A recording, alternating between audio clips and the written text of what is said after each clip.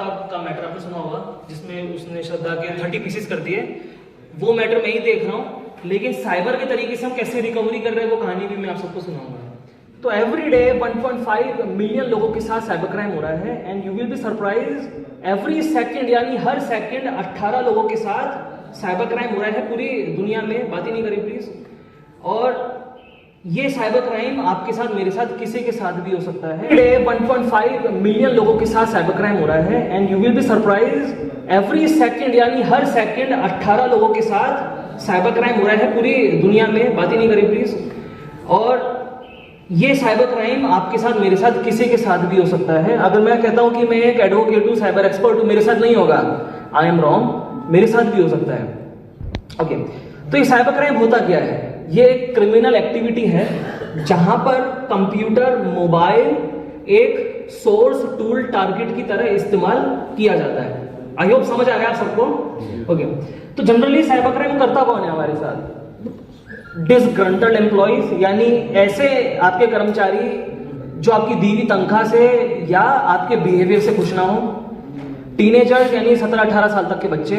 Political activist, professional hackers, business rivals, divorce husbands and wifes. तो generally ये लोग भी साइबर क्राइम हमारे साथ करते हैं। मे बी लास्ट वाले पॉइंट को सुन के आपको हंसी आ रही हो, फैक्ट ये है, ये तो सबसे ज्यादा करते हैं, राइट? ओके, तो बताइए साइबर क्राइम आप में से कभी किसी के साथ हुआ है? कभी फेसबुक हैक हो गया हो, आपका व्हाट्सएप हैक हो गया हो, आपके घर का वाईफाई किसी ने फ्री में ले लिया हो, या आपके अकाउंट से पैसे निकल गए हो? आपके साथ क्या हुआ है? आप हाथ जोड़े, हाँ प्लीज थोड़ा सा शेयर करेंगे क्या हुआ है आपके साथ?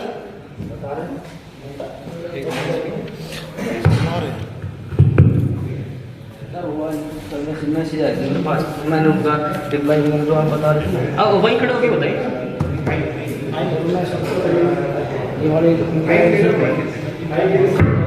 सर एक इंग्लैंड से मैसेज आया था मेरे पास, तो उन्होंने गिफ्ट वगैरह सब कुछ भेजे मेरे पास। बोले 15,000 रुपये एयरपोर्ट। ये वाला जो सुबह हाँ जी आपके दे यार, मेरे पास प्रूफ भी है सब कुछ। ठीक है, ठीक है, मैं इसका सॉल्यूशन बताऊंगा आप लोगों को। तो किसी भी तरीके से अपराधी क्या चाहता है? आपको एक जाल में फंसाना। तो उसके हजारों तरीके हैं, राइट? तो साइबर क्राइम के टाइप्स आप जानिए, कितने तरह का साइबर क्राइम होता है। पहला है हैकिंग। ये मैं आपको अभी पूरा डिटेल में बताऊंगा हैकिंग के बारे में। डिनायल हैकिंग सुना है आप सबने? जी सुना है आपने? जी। Denial of service attack, virus dissemination, software piracy, pornography. ये एक सेकंड जो मैं बताऊंगा आपको पोर्नोग्राफी के बारे में बताऊंगा। And IRC crime, credit card fraud, इनके बारे में भी ये थर्ड मेरा टॉपिक रहेगा आज का, credit card fraud, net extortion, phishing, spoofing, stalking and defamation. मेरा लास्ट जो फोर्थ टॉपिक रहेगा डिफेमेशन रहेगा। तो साइबर क्राइम की एक बहुत बड़ी लिस्ट है, तो मेरे को 1 आवर दिया गया है, तो हार्डली मैं 2 या 3 टॉपिक कवर कर पाऊंगा। बट हम जो भी पढ़ेंगे क्वालिटी ऑफ टॉपिक पढ़ेंगे रेदर देन क्वांटिटी।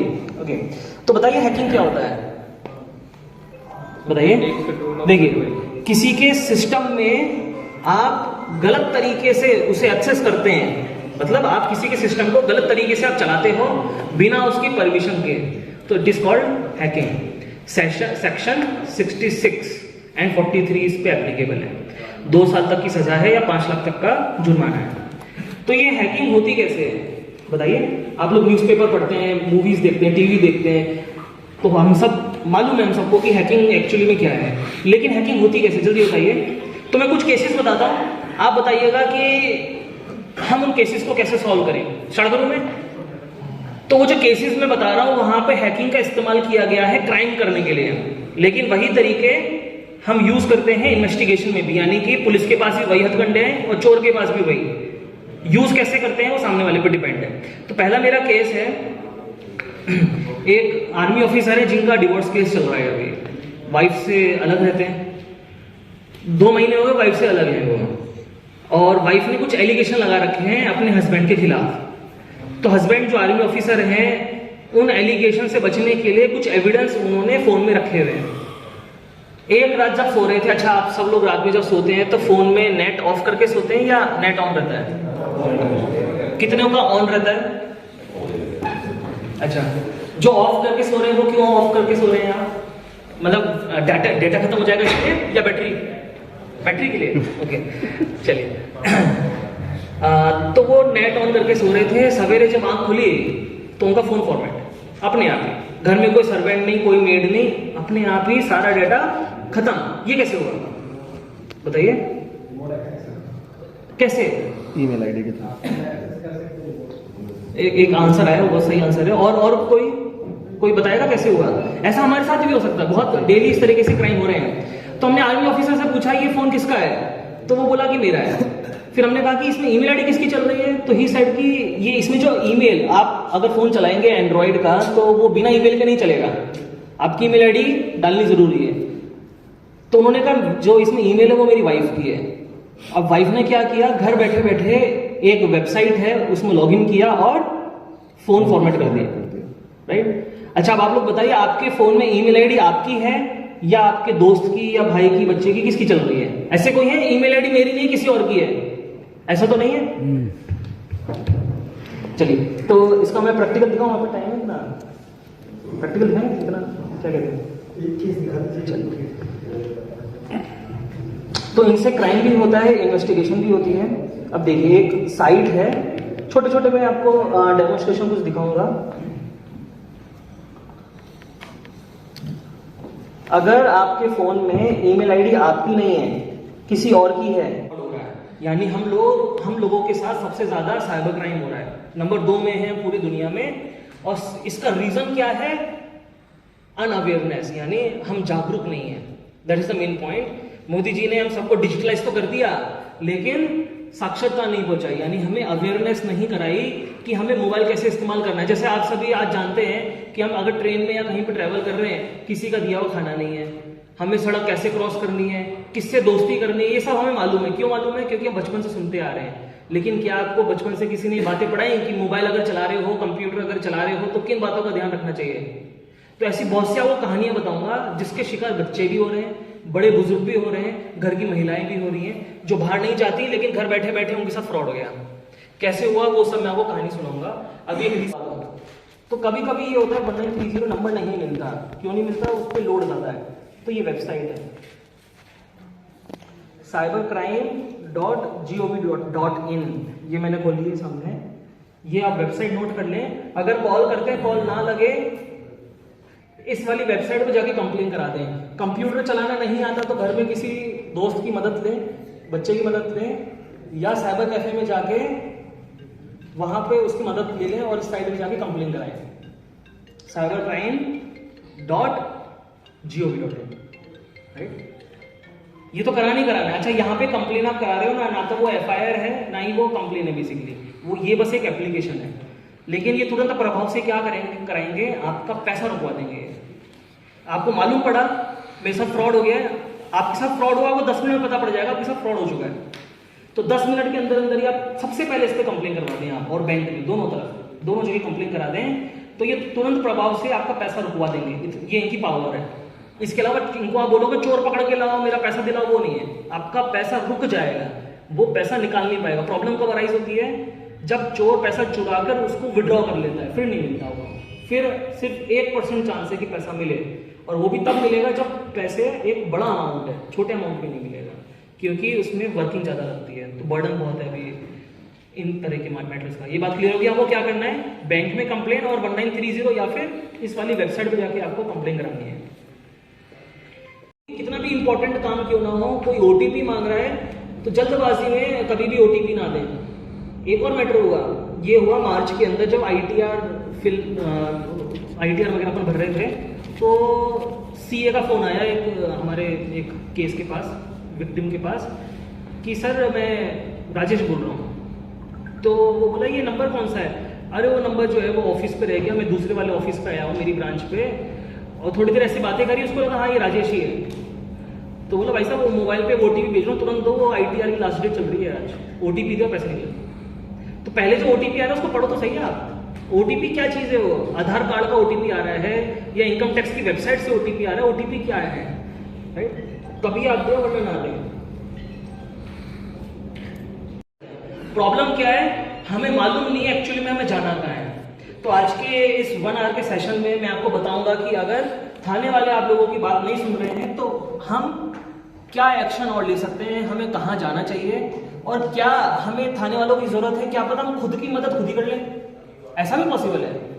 जिसमें देखिए हमारा प्राइमा फेसी क्या है, मतलब हमें इनिशियली क्या चाहिए? अगर पैसे हमारे अकाउंट से निकल गए हैं, चोर पकड़ना तो सेकेंडरी है, पहला काम हमारा क्या है? हमें पैसे हमारे जो निकले हैं वापस मिल जाए। तो वो काम आप खुद भी करवा सकते हो।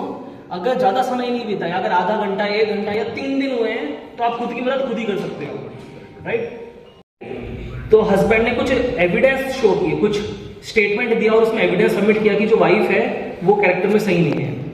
और वाइफ के बहुत सारे दोस्त हैं, कौन कौन दोस्त हैं उनके नाम, उन दोस्तों के साथ वो रात में क्या ऑडियो कॉल कर रही है, वो रिकॉर्डिंग्स एक पेन ड्राइव में सबमिट करी, और ये किन किन लोकेशंस पे जा रही है। और उन लोकेशन पे जाकर हस्बैंड क्या करता था? वाइफ का कैमरा रिमोटली ऑन कर देता था, और वहां जाकर वो किससे मिल रही है और क्या बातें कर रही है वो घर बैठे सुनता था। ये कैसे पॉसिबल है बताइए? ये कैसे हुआ? ये हो क्या रहा है? जल्दी से बताइए।